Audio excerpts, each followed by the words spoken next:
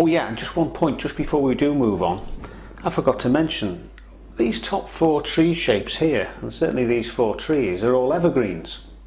So it doesn't matter whether you're in the winter or the summer, you're still going to be painting essentially the same tree. Right, now I'll put a simple watercolour sky on this picture. If you want to have a look at how to do a watercolour sky, have a look at the painting watercolour clouds video, and that'll get you started with a very simple wash similar to this.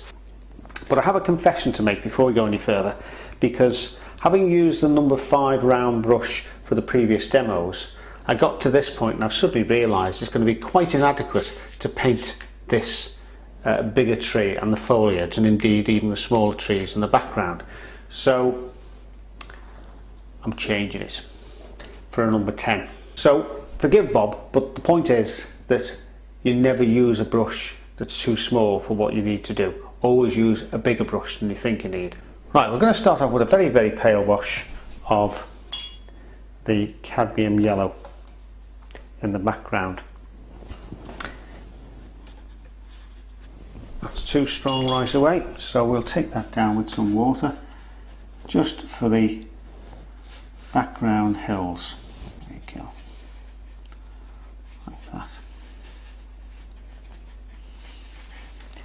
It's all little bits of nothing really, but it looks quite effective once you've finished.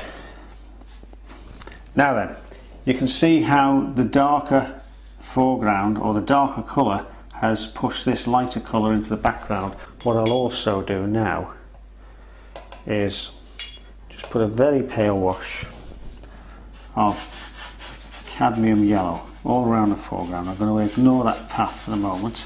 I'm going to go into these background trees. I'm coming back to me cheating number 10 brush. Oh yes, incidentally, I'll imagine the light coming from the left hand side. You see how it's nicely framed, already started to frame the cottage. Detail. It looks like there's a lot of detail here. There's actually very little detail indeed. It's all, as you can see so far, blobs of paint. But I'm just going to scrape sideways. I'm going to take some of that paint off because there's a bit too much on the brush.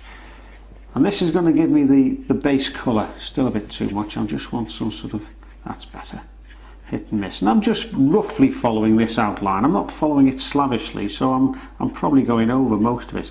But I'm okay. Well, that's not looking too bad.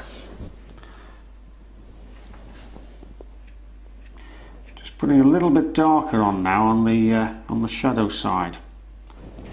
Just dry that off a little bit. And particularly underneath, but put your shadows on top of the sky holes like that, as if this part of the tree is getting the sunlight and that part's getting the sunlight, but that part ain't. And you can see even this number 10 brush, I'm having to work a little bit to make sure I cover all the areas as quickly as I can before the paint dries. I want that, that's it, I want that to obviously come in front of the house and in front of these trees, because that then pushes the house and these trees right back. As the brush is drying off, the other thing is you can see it's almost creating individual little leaves. Right, I'm actually going to move on now with the flat brush to do the tree trunk. Now in other videos you'll see me use the round brush, but just to prove a point, you can perfectly well use the flat brush. And similarly here, if you want to create a hint of slender branches and twigs. And I think what will be nice now is we'll take out some of the dark tree trunk colour to give a light shining on the trunk, a strong sunlight. Pulling that out little bits here and there. You can take it back in as if you take too much out. You can see it. I want to try and retain that little bit of light there. when I add a little bit more shadow to it. It's also dark enough on the shadow side to stand out ahead of that middle distance hillside there. Just try it.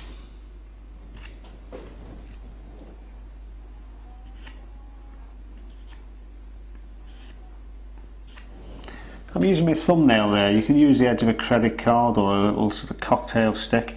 If you catch the paint right, you can create some sort of nice little light highlights there which look like little white trunks of the little path.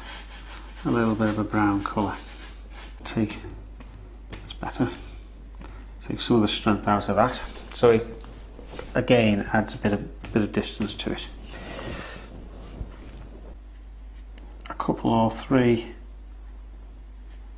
posts. That's going to be the light side at first. Just first.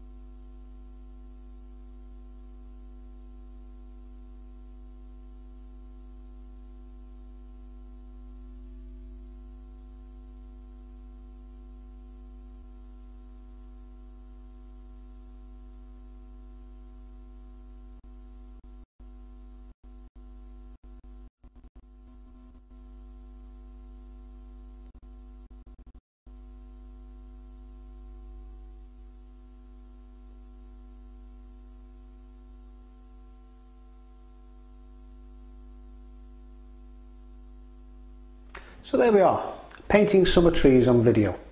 Well, 2 videos to be precise, and I hope you found them enjoyable and useful. I do apologise about the hiccup I had towards the end of the second part with the loss of sound, but I think that's a lesson for all of us, whether we're videoing, painting or doing anything, that we will meet challenges and there's always a way around the problem if you look for it. So stick at your painting, enjoy it, and I promise you will progress. And if you keep coming back to houseanddrawingpaint.com, you'll find loads of hints and tips on painting and drawing. There'll be loads more videos in the future, so hopefully we'll meet again. See you for now. Bye.